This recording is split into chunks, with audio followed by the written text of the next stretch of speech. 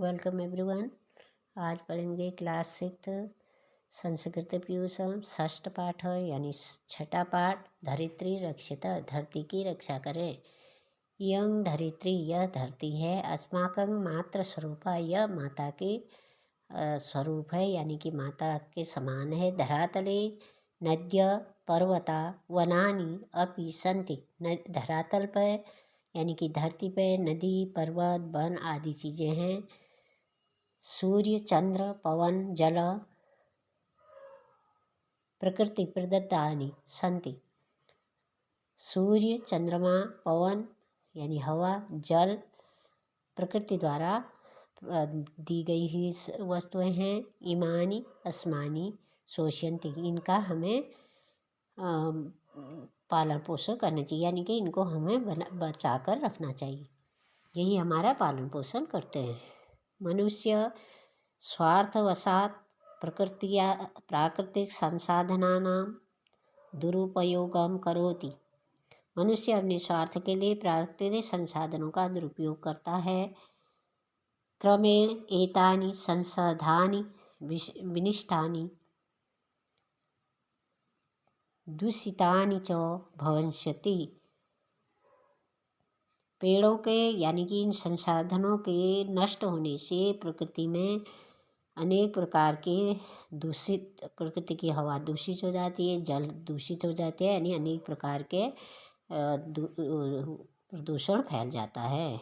अधुना विश्वस्य वर्धमाना जनसंख्या शोचनीय। आज संसार में सबसे बड़ी जनसंख्या, सबसे बड़ी चुनौती है यानी कि बढ़ती हुई जनसंख्या।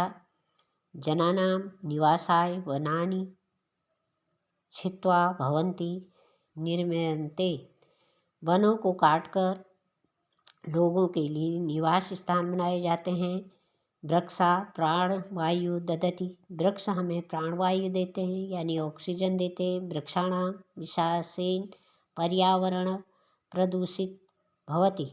वृक्षों को यदि काट दिया जाता है तो प्रदूषित हो जाती है हवा यानी हमारा पूरा वातावरण प्रदूषित हो जाता है। प्रकृति सौंदर्य विलुप्त भवति, और प्रकृति का जो सौंदर्य है वह भी खत्म हो जाता है। पर्यावरण विकारेण विपत्त्य आयान्ति, पर्यावरण के में विकार होने से अनेक प्रकार की विपत्तियां आ जाती हैं। अतः विपत्तीनां निवारणाय असंभाव्य वसुधाया रक्षणं कर्तव्यम। अतः कोई विपत्ति नहीं आए, कोई कष्ट नहीं आए, बीमारी नहीं आए, उसके लिए हमें अपने प्रकृति की रक्षा करनी चाहिए।